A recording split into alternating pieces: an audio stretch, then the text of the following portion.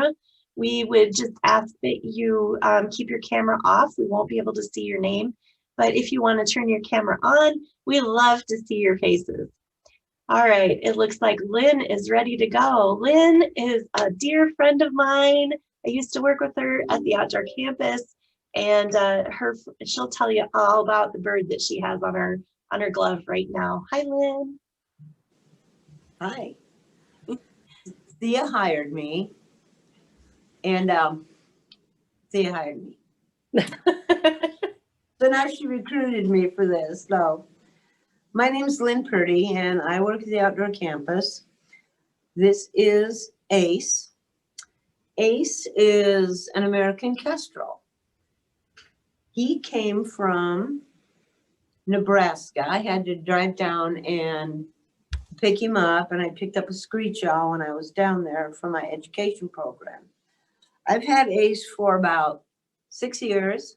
He came from a field. He was found in a field by Albion, Nebraska. They're not quite sure what happened to him, but they took him to the Henry Doorly Zoo, where the veterinarian had to amputate half of his wing. So I'm going to try and turn him around a little, but he'll probably keep his eye on me. This wing over here is only half there, if you can see it. Oh, very good, Ace. And this one over here, well, it's tucked under his tail right now. There you go. Is a lot longer. So then he was transferred to the Nebraska Raptor Rehab, and a friend of mine, Betsy Finch, great name for a rehabber, happens to run it. So she called me one night and wanted to know if I wanted to pick up a Kestrel when I picked up my owl. So I told her that I could, and now I have Ace, and I've had him for about 6 years. We think he might be about 7 years old because they thought he was young when he came in. Ace weighs about 113 grams, which is about 4 ounces, which is about a half of a pop can. So that's how much they weigh. They do not weigh very much. They have very unique coloring.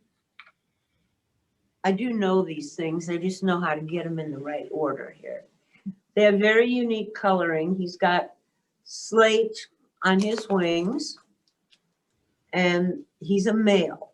So he has slate on his wings. The females do not. He has spots on his chest. Let me get him back up here. Spots on his chest and a band on his tail. Since he's missing half a wing, it's hard for him to balance correctly. So there you go. Can you see his tail pretty well? All right. I'll let you go here. He's got slate on top of his head as well, and slate on his wings. Females do not have the slate on their wings. They do have slate on top of their head, though. Their bands on the front are not spots. They are more stripes, vertical stripes that run this way. All right. Now, the interesting thing about Kestrels, there are many interesting things about Kestrels, but the interesting thing about Kestrels, should we just get him in there? That's good. Just get him in there. Interesting thing about Kestrels is that not only are they beautiful, but they have a superpower. Well, they have a couple, but this superpower is that they can see in the ultraviolet spectrum, which means that they can see mouse urine. So I had this really cool thing set up in back of me, and Sandy and I just tried it, and it didn't work as well. We should have done it earlier. But I have a box of bedding from my daughter's gerbil cage back there, and I went and bought an ultraviolet light, but it's not showing up very well for this camera. So we'll have to try that one another time. One of the things that gives them a distinct advantage in hunting is that they can see droplets of pee. And when they do that, he'll be able to track a mouse or a group of mice that live in a wood pile or in a forest or under the leaves, and they set up their own habitat accordingly. Their eyesight is another superpower, and they think it's about 8 to 12 times better than our eyesight. So they can see a grasshopper at 300 yards. So that would be 3 football fields. They can see the slightest movement of a grasshopper.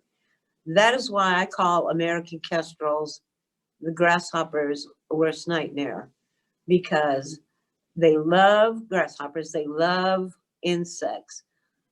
Ace gets fed mostly mice, very little insects at our house. We have other greedy birds there, like the talking starling, who would be great for an OLLI presentation. We would have the other owl likes mealworms a whole lot, but not so much him, but he does like grasshoppers in the summer. I have some pellets over here.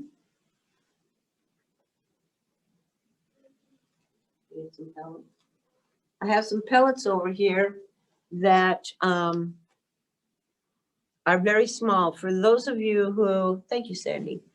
For those of you who saw the owl presentation, I don't know if she showed you pellets, but they're usually pretty big.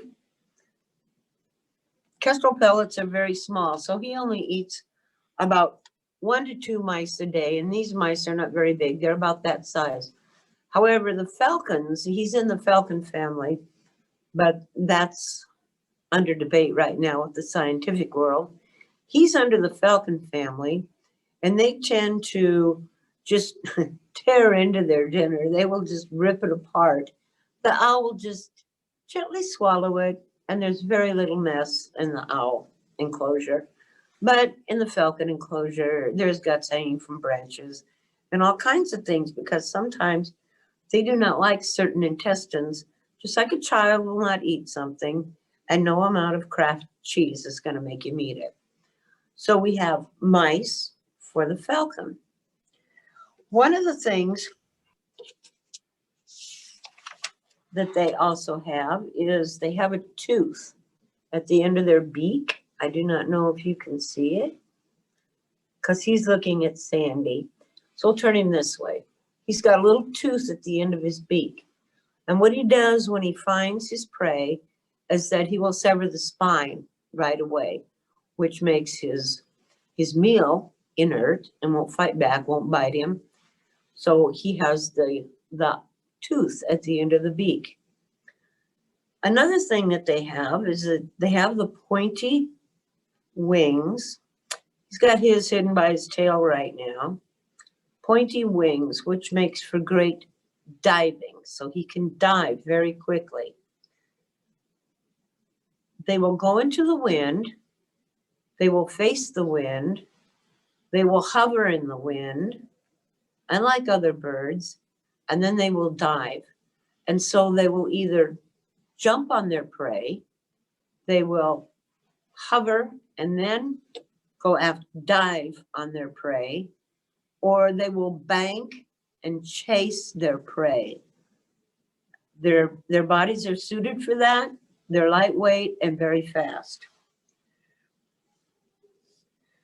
These are the smallest falcons in North America. They're the second smallest falcon in the world. And right over here, I have the largest falcon in the world. This is a gyrfalcon named Atosha. And this falcon was, I don't know if you can get a comparison of them. Can you? Mm-hmm. Oh, look. This falcon was donated by Dr. Sanchez, who did a presentation here a while back. And so he asked if we would like it for our education program. And of course we have it now. You can see the size, the difference between the size of these two falcons. So very very easily would Ace become prey for the great big falcon. They hunt as a family for the first couple of weeks after they fledge. They're in the nest for about 30 days, then they fledge. The mother stays with them for 2 weeks while they're getting ready to fledge to help regulate their body heat. They don't build nests like we think of as nests. They will find old trees and cavities in different places. Their numbers are declining, so they've been becoming urban birds like the screech owl. They have decided that they can live with us because we don't pose a threat to them for the most part. So they live in crevices of buildings and in nest boxes that people are setting up now for them. Old growth trees have been cut down for development. Pesticides have been used a lot in the past century. And so we think that the numbers are declining because of the loss of the old growth trees and because of hedgerows being taken out of farms and shelter belts. And therefore they've been forced to move into urban areas. Since 1966, 50% of their numbers have been lost in total up until 2017. By 2070, another 50% of that 50% will be lost if we don't start trying to bring them back. Only about 30 to 30% of them, 30 to 35% of them survive into adulthood. Well, the flashlight in the pea experiment didn't work, so we'll move right on to the next one. Kestrel chicks are ravenous, and having fed a lot of them, I can attest to that. They will eat twice as much as an adult chick. So generally, the father is kept extremely busy off getting food for his mate and for the chicks. For his mate, I love their system. The male kestrel will go and he will find the home. And then he will introduce the female. He'll say, does this look like a good house? And she can accept it. He'll usually bribe her with food. And she can accept it if she likes it. And then they move in. They are, for the most part, monogamous. But they don't live in the wild for very long. I said that Ace is about 7. And in the wild, they only live 3 to 5 years.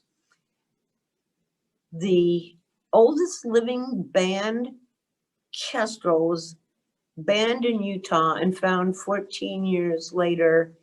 And he was also found in Utah at that time. And that's the oldest living banned one. I do not have Ace banded. Ace is not a hunting kestrel. There are such organizations called micro falconry, where beginner hunters start hunting with small falcons like kestrels. And I watch the group on Facebook, and they're just a lot of fun to watch. All righty. I talked a little bit about them becoming urban birds, but Iowa has a really unique program. Iowa has kestrel boxes. You can order kestrel boxes. You can order them from my dear friend Maggie Engler out at the Black Hills Raptor Center. They have them as fundraisers. And the state of Iowa has put one every mile from the Minnesota border to the Missouri border. And they're trying to bring the kestrels back because they like to hunt in the open fields, and you'll see them a lot, either on telephone poles or just hovering in the air. All right.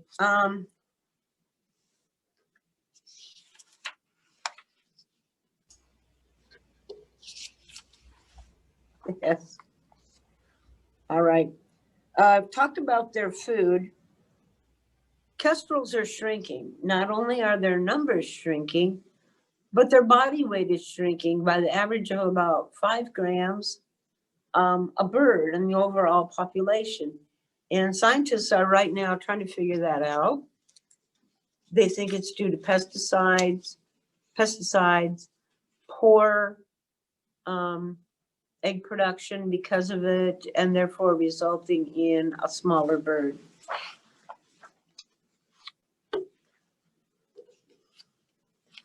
American kestrels will cache their kill. That is, they will tuck them into trees or hide them over by roots or at the ground level where they can get them later. The thing with most birds is that they will do this in the summer and fall. The American kestrel will do it year round. How are we on time? Good. We're good? Okay.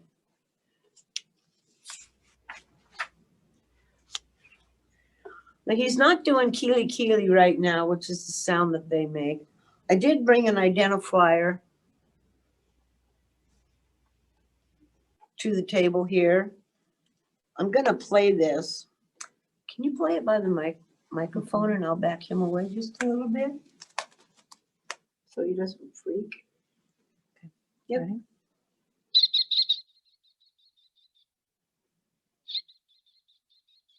Can you hear that okay?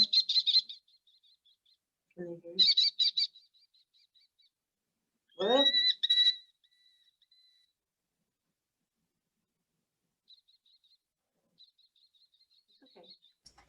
Okay. So that's the distinct sound of he was doing that all morning when we had him in here, but not so much now. Sometimes these are called sparrowhawks because they go after sparrows a lot. And I heard the hippie story about your hippie roommate that had birds in the house flying free. My house isn't quite that bad. I do have a double bedroom where the wall has been moved out and it is adjacent to a bathroom. And I do have around 26 birds in there right now. They're all mostly, for the most part, in enclosures. They're all on separate diets and different needs. The ones that are loose are the sparrow, the starling, and the Eurasian collared dove. And then occasionally Alvin, my very old mourning dove, is allowed to get out and go around. More than occasionally, he's out most of the time. All right. Lynn, how is it that you can have birds? Are you licensed? How is it? Oh yeah, I was going to show you my permit. Well, I do have a permit. I have notes here on it.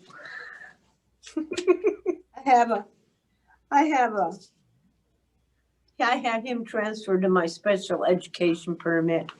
The permit is from United States Fish and Wildlife Service, and I've had it for maybe about 10 years, and he's been on it for 6.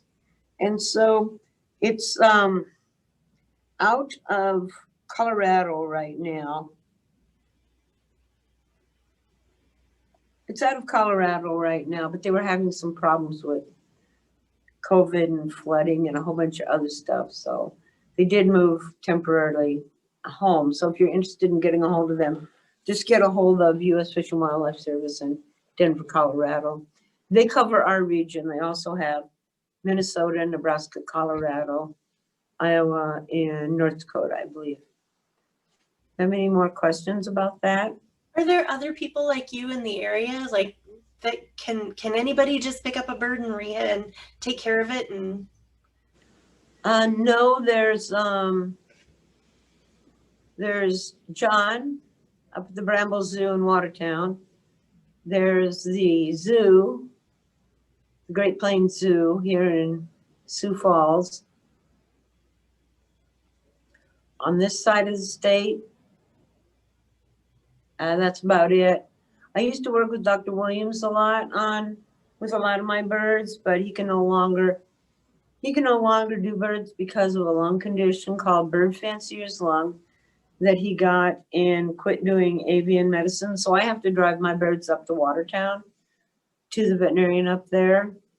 And she's very good. It's just getting up to Watertown and getting them treated. The other place I could go would be down to Omaha. All right, so on the west side, I think Pier. I think that's not even really west side, but there might just be Pier right now. The veterinarian in Pier. Can you think of any others? I can't think of any others. No, I can't. Not that I know of, but I haven't kept up. Did you have to take classes to become a rehabber? I used to be the only person in the state that had a rehab permit and an educational permit.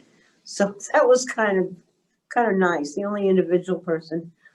Sandy asked if I had to have classes.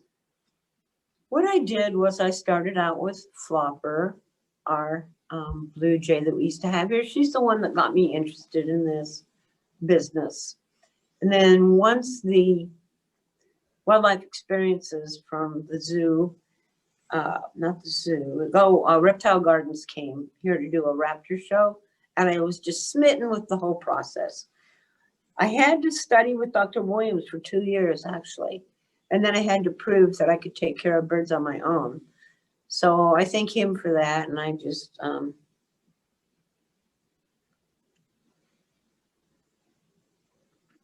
That's really cool. Does anybody?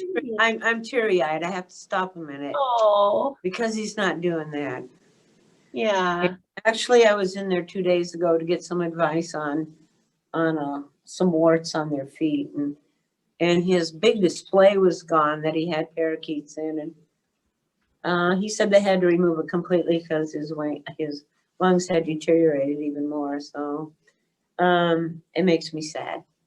He was the best bird vet around. And then Dr. Janet Mesner down in Yankton was a wonderful bird vet, and she did raptors. She helped start the raptor program over in Iowa, where all the standards were put out and the books were put out of that University of Iowa. She no longer practices. She has failing health as well. Any other questions? If anybody has any questions, feel free to unmute yourself and ask. Please. We do have one in the chat that says, when you were talking about the mouse urine, how did anyone ever realize they could see that the birds could see the ultraviolet? I have no clue. I have no clue. Science smarter than look. I used to be a high school English teacher, so but I have no clue how they figured out that you could. How can you see pee? How is that possible? Is all urine ultraviolet? I mean, this sort of fascinates me. I don't know. You can buy a nice ultraviolet flashlight at Walmart for not very much, and then I would suggest, just checking different kinds of urine at your house, perhaps. Or not. Or not. He's gonna bob his head for you. Let's do the Hulu. There you go. They do that as well when they're looking for prey. Do you have any more questions? I'm looking to see if anybody else has a question. Feel Can free this to bird unmute even yourself. fly? With This only bird one does wing? not fly. He cannot fly, and that's one of the reasons why his tail is kind of messed up, because he has to balance himself using his tail feathers sometimes. Sometimes he'll get over on his back, and he can't. I was going to see if he'd put his wings out. He can't right himself very well. There you go.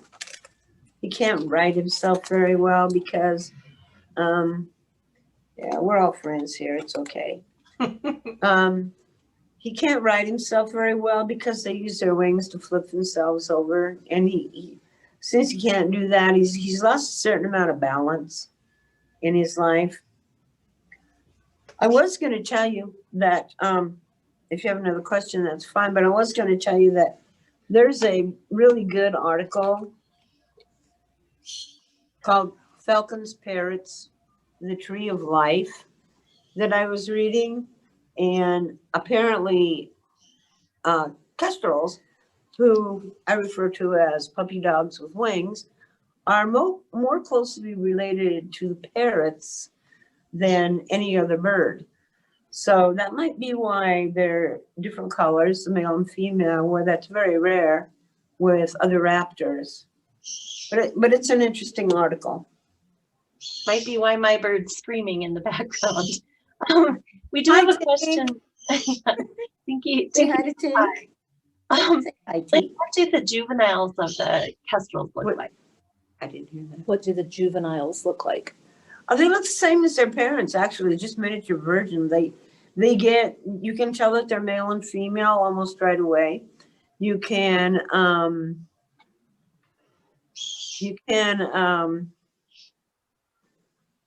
they're off hunting with their parents in 2 weeks after fledging. So they're very distinctive. Yes. I've gotten little ones in, and they're just like a little ball of feathers before, and then they get those feathers in pretty quickly by the time they fledge their nests, and even before they fledge their nests, actually.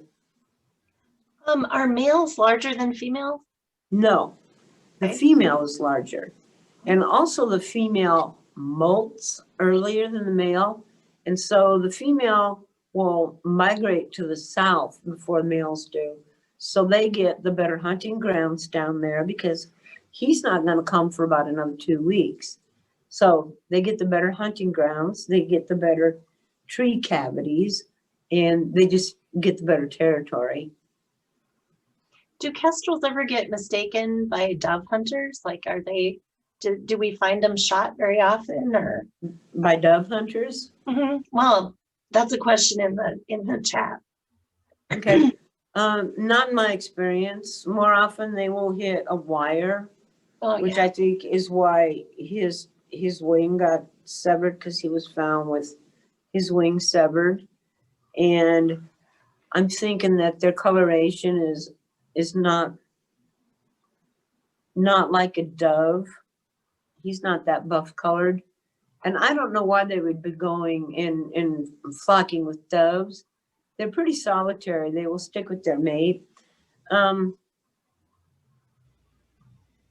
They've been known to take down a pigeon. They're pretty fierce. These little guys are pretty fierce.